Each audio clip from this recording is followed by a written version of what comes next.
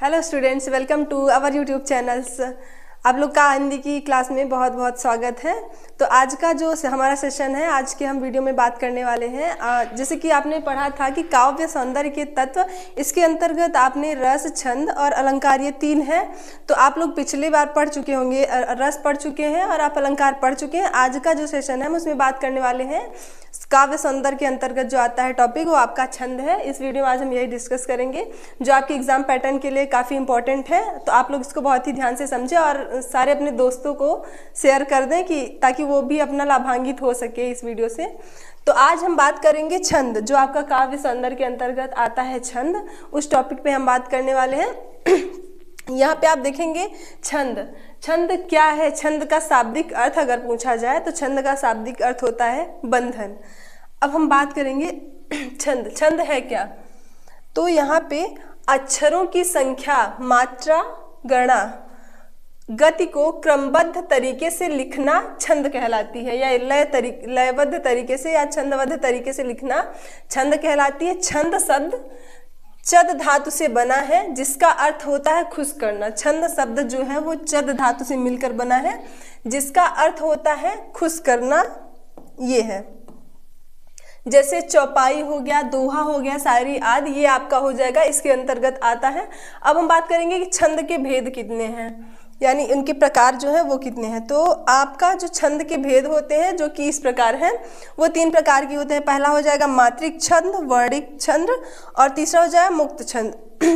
आपके जो मेन है वो आपका मात्रिक और वर्णिक छंद है। बाकी ये जो मुक्त छंद है ये बाद में नई शिक्षा नीति के अनुसार ऐड कर दिया गया आपके एग्जाम पैटर्न में। मुक्त छंद इसका कोई इम्पॉर्टेंट नहीं है। जैसे कि आप कहीं भी हैं, आप छत पे हैं, आप कहीं भी सफ़र कर रहे हैं, कुछ भी कर रहे हैं, आपके मन से जो वाक्य निकले, जो पंक्तियां निकली, वो आपका मुक्त छंद के अंतर्गत आ जाएगा। और आपके जो दो मेन है मात्रिक छंद और वर्णिक छंद, ये आपके बहुत ही इम्पॉर्टेंट है। उसके बाद साथ ही हम देखेंगे कि छंद के अंग कितने होते हैं। जैसे कि किसी का भी रचना होता है, जब किसी इंसान का हो गया किसी भी, तो उसके अंग जो वो होते ही हैं। इसी प्रकार जब हमारे छंद के जो अंग हैं वो आपके अंग कुछ इस प्रकार हैं। छंद के अंग जो हो जाएगा वर्ण, मात्रा, यति, विराम, फिर होगा गति, चरण यानी पद, तुक, गण। अब इन सब का मतलब क्या होगा? वर्ण यानी वर्ण, स्वर, और ये जो वर्ड होते हैं व्यंजन, इसके अंतर्गत आ जाएंगे। दूसरा आपका मात्रा जो होगा, मात्रा ह्रस्व या दीर्घ, ये आपकी मात्रा के अंतर्गत आ जाएंगे, जो अंग है आपके छंद के। तीसरा जो आपका होगा यति यानी विराम, यति यानी रुकना, या उसका मतलब विराम यानी रुकना। आपको पता है जहाँ पे विराम, पूर्ण विराम आपने बहुत अच्छे तरीके से समझा होगा या पढ़ा होगा, तो आपका यति या विराम उसके अंतर्गत आएगा। तीसरा आपका गति हो जाएगा, यानी जो आपकी गति है पंक्तियों की। यहीं पे आपका पांचवा होगा चरण यानी पद। जैसे कि किसी पंक्ति को जब आप पढ़ रहे होते हैं, जैसे कि आप पढ़ते हैं प्रथम और तृतीय चरण में, चतुर्थ और द्वितीय चरण में, तो वो आपके होंगे चरण। और तुक होता है, वो आपको हम एग्जाम्पल सहित आगे बताएंगे कि तुक क्या होता है, और गण। तो ये आपके छंद के जो 7 अंग हैं वो कुछ इस प्रकार हैं। उसके आगे अब हम बात करेंगे मात्रा। इसमें जो मात्राएं होती हैं, जैसे कि 2 मात्रा अभी आपने पढ़ा कि मात्रा ह्रस्व और दीर्घ, वो 2 होती हैं किसी वर्ण या ध्वनि के उच्चारण में। ध्यान से देखिएगा आप लोग, किसी वर्ण या ध्वनि के उच्चारण में समय अवधि लगती है, उसे मात्रा कहते हैं। यानी आप कोई वर्ड पढ़ रहे होते हैं, कोई शब्द पढ़ रहे होते हैं, तो उसको जो पढ़ने में आपकी समय अवधि लगती है, उसको उच्चारण करने में, उसे मात्रा कहते हैं। जैसे कि आपने पढ़ा काम, आपने काम पढ़ा तो क के लास्ट में का पढ़ा तो आ आया ना, यानी ये जो आपकी समय अवधि लगी काम को पढ़ने में, वो आपका मात्रा कहलाती है। जैसे कि मात्रा केवल स्वर की होती है, वो आपकी होगी लघु मात्रा का चिन्ह, ये हो जाता है आपका। आप ध्यान में रखेंगे, आपको आगे गिनती करने में काम आएगी। लघु का चिन्ह आपका ये होगा, और दीर्घ मात्रा का चिन्ह आपका ये हो जाएगा। लघु का आपका ह्रस्व भी कहते हैं और दीर्घ को गुरु कहते हैं। ये भी आपको ध्यान में रख के चलना है। अब यहीं पे हम बात करेंगे आगे वर्ण की, कि वर्ण क्या होता है। एक स्वर वाली ध्वनि को वर्ण कहते हैं। यानी जो स्वर वाली ध्वनि होती है जिसको हम स्वर में लय के साथ पढ़ते हैं, एक स्वर वाली ध्वनि को वर्ण कहते हैं। स्वर दो प्रकार के होते हैं। अभी हमने आपको बताया कि हर्स्व और दीर्घ, जिसे लघु और गुरु भी कहा जाता है। ये देखिए हर्स्व जिसके अंतर्गत आपके आ जाएंगे अ ई उ, हर्स्व स्वर के अंतर्गत आपके अ ई उ आते हैं। और यही दीर्घ स्वर जो है आपके उसके अंतर्गत आ ई उ। आप लोग जब पढ़ेंगे ही, आपने स्वर और व्यंजन तो बहुत अच्छे से पढ़ा होगा, तो आपको खुद ही पता चल रहा हो। ये अ, फिर आ, ई, इसको आप लोग बचपन में पढ़े होंगे, छोटी ई बड़ी ई, छोटा उ बड़ा उ। तो छोटा ना बोल करके यहाँ पे हर्स्व और दीर्घ का रूप दे दिया गया है, तो ये आपके हर्स्व के अंतर्गत आ जाते हैं। और यही दीर्घ स्वर के अंतर्गत आ ई उ ए ओ अनुस्वार और विसर्ग, ये आपके आ जाएंगे दीर्घ के अंतर्गत। अब यहीं पे बात करेंगे, हर्ष को लघु और दीर्घ को गुरु कहा जाता है। जैसा कि मैंने आपको अभी बताया कि हर्ष को लघु और दीर्घ को गुरु कहा जाता है।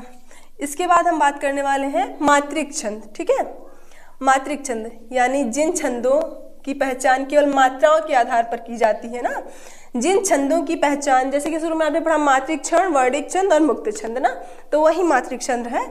जिन छंदों की पहचान केवल मात्राओं के आधार पर की जाती है वे मात्रिक छंद होते हैं। इनमें मात्राओं की समानता एवं संख्या पर विचार किया जाता है।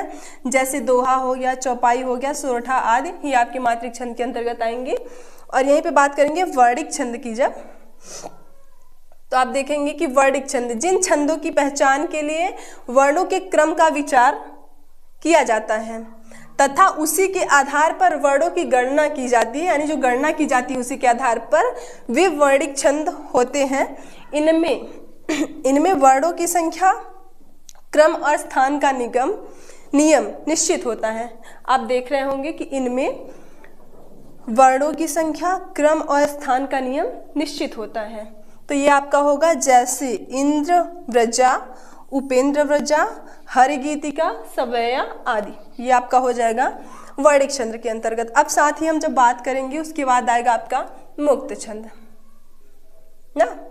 जिन छंदों के चरणों में वर्णों एवं मात्राओं में किसी का भी ध्यान नहीं रखा जाता है ना।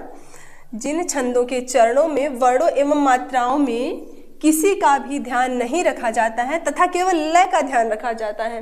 यानी वहाँ पे केवल, जैसे कि मैंने बताया ना कि आप कहीं घूम रहे हैं, आप छत पे हैं, आप अभी भी अगर छत पे चढ़ जाएं, हाँ ये कबूतर उड़ रहा था, ये कबूतर को आपने उड़ते हुए देखा, तो आपके मन में जो पंक्तियाँ उत्पन्न हुई, आपके मन में जो विचार उत्पन्न हुए, तो आपने उसको लयबद्ध तरीके से लिख दिया, तो आप कवि बन, वो आपकी कविता हो जाएगी। तो वो होता है कि मुक्त छंद, जिन छंदों के चरण में वर्णों एवं मात्राओं में किसी का भी ध्यान नहीं रखा जाता है तथा केवल लय का ध्यान रखा जाता है, यानी उसमें केवल लय, आपका राग बढ़िया होना चाहिए, वे मुक्त छंद होते हैं। जैसे निराला की राम की शक्ति पूजा, अज्ञेय की असाध्य वीणा, जैसे भी आप लोग देख सकते हैं, निराला की राम की शक्ति पूजा, अज्ञेय की असाध्य वीणा। और यहाँ पे आपका होगा मुक्ति बोध की ब्रह्म राक्षस और अंधेरे में आदि, ये आपका हो जाएगा जो कि मुक्त छंद के अंतर्गत आते हैं। मैंने आपको बताया था इसमें केवल लय का ध्यान रखा जाता है, जो कि मुक्त छंद के अंतर्गत आते हैं। अब साथ ही हम बात करेंगे जो आपके एग्जाम पैटर्न के लिए जो आपके छंद इंपॉर्टेंट है उसके बारे में बात करेंगे, क्योंकि आपके एग्जाम बहुत ही नज़दीक आ चुके हैं। तो आप लोग देखेंगे सोरठा छंद, ठीक है। तो यहाँ पे आप लोग देख सकते हैं कि सोरठा एक अर्धसम मात्रिक छंद है, इसमें 4 चरण होते हैं। ये तो आपको बहुत ही अच्छे, जो आपका दोहा और वो है वो आप 9th में पढ़ चुके हैं। आप यहाँ पे सोरठा और रोला पढ़ेंगे, ठीक है। दोहा और चौपाई आपकी 9th के सिलेबस में, आपका 10th का जो एग्जाम पैटर्न है उसके बेस पे आपका सोरठा और रोला इंपॉर्टेंट है, तो आप लोग वही देखिए। तो सोरठा एक अर्धसमात्रिक छंद है, इसमें 4 चरण होते हैं, ठीक है। इसमें 4 चरण होते हैं। इसके पहले और तीसरे चरण में 11-11 मात्राएं, दूसरे और चौथे चरण में 13-13 मात्राएं होती हैं। समझ में आया ना। यानी बोला जाए पहले और तीसरे यानी विषम चरण में 11 मात्राएं 11-11, और सम चरण में यानी दूसरे और चौथे चरण में 13-13 मात्राएं होती हैं। और यति चरण के अंत में होती है, यति होती है, मैंने आपको बताया था यति विराम वो चरण के अंत में होती है। विषम चरण के अंत में लघु, ये आपका लघु का चिन्ह है, अभी आपको पता चला लघु होना चाहिए, ठीक है। जो विषम चरण कौन सा होगा, पहला और तीसरा। जो आपका विषम चरण है उसमें ये लघु का चिन्ह लघु होना चाहिए, ठीक है। ये दोहे का उल्टा होता है। अब उदाहरण आप लोग देखेंगे, ये कुंद इंद समदेह उमा रमन करुणा आयना, ये आप लोग देखेंगे तो इसका जब आप लोग गिनती जो करेंगे तो वहाँ पे आप लोग देख सकते हैं, जैसे कि क है, अंगी मात्रा है, यहाँ पे आपका दीर्घ होगा, यहाँ पे लघु होगा, फिर से आपका ये होगा, यहाँ पे भी आपका लघु होगा, यहाँ भी आप एक लिखेंगे, यहाँ 2 होगा, यहाँ 1 होगा, यहाँ भी 1, यहाँ भी 1, यहाँ भी, ठीक। यहाँ पे दीर्घ होगा, यहाँ भी, यहाँ पे लघु, यहाँ लघु, यहाँ दीर्घ। अब आप लोग गिनती करेंगे 2 3 4 5 6 7, 2 3 4 5 6 7 8 9 10, फिर 11 ना, ये आपका हो गया, 3 इधर और 2 इधर, 3 2 5 हुए।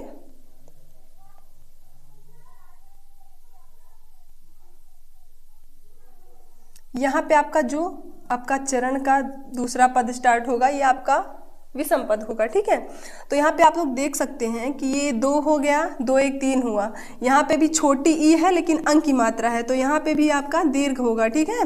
तो 2 1 3 हो गया और 3 3 6 हो जाएगा, 6 2 8, 2 10, 1 11। आपने क्या देखा, पहले और तीसरे चरण में 11, तो यह आपका यहाँ से जो आपका है वो आपका पहला चरण होगा, तो इसमें 11 मात्राएं हैं, और ये आपका दूसरा चरण है, इसमें भी आप लोग गिनती करके भी दिखाते हैं। ये आपका लघु होगा क्योंकि ऊ है, छोटा ऊ है, हमने आपको भी बताया, तो 1, और यहाँ पे दीर्घ होगा, तो 2 1 3 4 5 6 7 8 9 10 11 12 और यहाँ पे 13, ठीक है। यहाँ पे आप लोग का 13 हो गया, तो ये भी आप लोग का यहाँ पे दीर्घ हो जाएगा। अब यहीं पे ऐसे ही आप लोग सारी काउंटिंग कर लेंगे। हमने आपको बता दिया कि लघु का ये होता है, दीर्घ का ये होता है। आप लोग कोई भी एग्जांपल लेके गिनती करके आप लोग लिख सकते हैं। तो ये आपका एग्जांपल चाहिए तो आप लोग गिनती करके देख सकते हैं। हम आपको लास्ट में एक एग्जाम्पल देंगे जिससे आप गिनती करके बिल्कुल आप लोग कमेंट बॉक्स में ज़रूर बताएं कि आपको कैसा लगा, आपको समझ में आया, या आप गिनती करके बता पा रहे हैं कि वहाँ पे कौन सा छंद है, ठीक है। यहीं पे अब आगे हम बात करने वाले हैं रोला की, रोला छंद, ठीक है। रोला छंद, यहीं पे रोला छंद की बात की जाए तो इसमें 4 चरण होते हैं। क्या, इसमें 4 चरण होते हैं और प्रत्येक चरण में 11 13 के विराम के साथ 24 मात्राएं होती हैं। 11 13 के विराम के साथ 24 मात्राएं होती हैं। एग्जाम्पल से आप लोग इसको समझ पाएंगे। हम आपको एक लाइन एक्सप्लेन करके बता देंगे, बाकी आपको करना है क्योंकि आपके एग्जाम बहुत ही पास आ चुके हैं। तो यहाँ पे आप लोग देखेंगे क्या, निरांबर परिधान हरित पट पर सुंदर है, ये लाइन आप देखेंगे 24 यानी 24 मात्राएं हैं। तो पंक्तियां बिल्कुल लंबी होंगी, ये कौन सी बात है। तो अभी आप देखेंगे नीलांबर, न है बड़ी है तो 2 मात्रा, यहाँ पे भी 2 1 1 फिर 1 फिर 1 फिर यहाँ पे दीर्घ, यहाँ पे भी, यहाँ भी लघु, यहाँ भी लघु, यहाँ भी हो सकता है, यहाँ लघु, यहाँ दीर्घ होगा। अब आप लोग गिनती करेंगे 2 2 4 हो गया, 5 6 7 8, ठीक, 2 2 4 2 6 2 8 2 10 1 11, यानी यहाँ पे आपका जो है आपका विराम आएगा। यहाँ पे आपके 11 मात्राएं कंप्लीट हो गई हैं। अब आपको 13 देखना है क्योंकि 11 और 13 के विराम के साथ 24 मात्राएं होती हैं। देखो 1 2 3 4 5 6 7 8 9 10 11 12 13, समझ आया, ये 11 हैं, ठीक। और यहाँ से आपका जो है वो चरण बन रहा है क्योंकि विराम के साथ प्रत्येक चरण में 11 13 के विराम के साथ 24 मात्राएं है। यहाँ से आपका चरण बन रहा है, यहीं से आप प्लस करेंगे और ये पूरा जो है इतना वो आपका 13 है। तो 11 + 13 जब आप करेंगे तो कितना हो जाएगा 24। जैसा कि आपने देखा कि प्रत्येक चरण में 11 13 की विराम के साथ 24 मात्राएं होती हैं। तो आप सबको समझ में आई। जैसे कि आप फिर से देख सकते हैं 4 चरण होंगे, एक ऐसे होगा, एक ऐसे होगा, फिर ऐसे ऐसे करके होता जाएगा, ठीक है। तो इस चरण में 11 होगा प्लस इसमें 13 हो जाएगा। अब इन दोनों को मिलाकर यहाँ पे 24 होना चाहिए, जो कि आप देख रहे हैं। यहाँ पे 11 है, यहाँ पे 13 है, इन दोनों को मिला के 24 हो गया। तो ये आपका कौन सा है, रोला छंद है। आपको कोई इधर भी आप लोग कमेंट बॉक्स में बताएंगे कि ये इन सब में कैसे होना है, कहाँ 11 है कहाँ 13 है, आप सबको बताना होगा। अगर आपको समझ में आया तो आपकी एग्ज़ाम पैटर्न के लिए बहुत ही इंपॉर्टेंट टॉपिक है, तो आप लोग बहुत ही ध्यान से, और ये नहीं है कि आप लोग एक बार पढ़ लिए तो ऐसा ही दोबारा नहीं पढ़ना है, एक बार रिवाइज ज़रूर करना है, क्योंकि आप लोग किसी भी टॉपिक को जो है हल्के में ले रहे हैं वो आपके लिए अच्छी बात नहीं है। तो आपके लिए ये बहुत ही इंपॉर्टेंट है।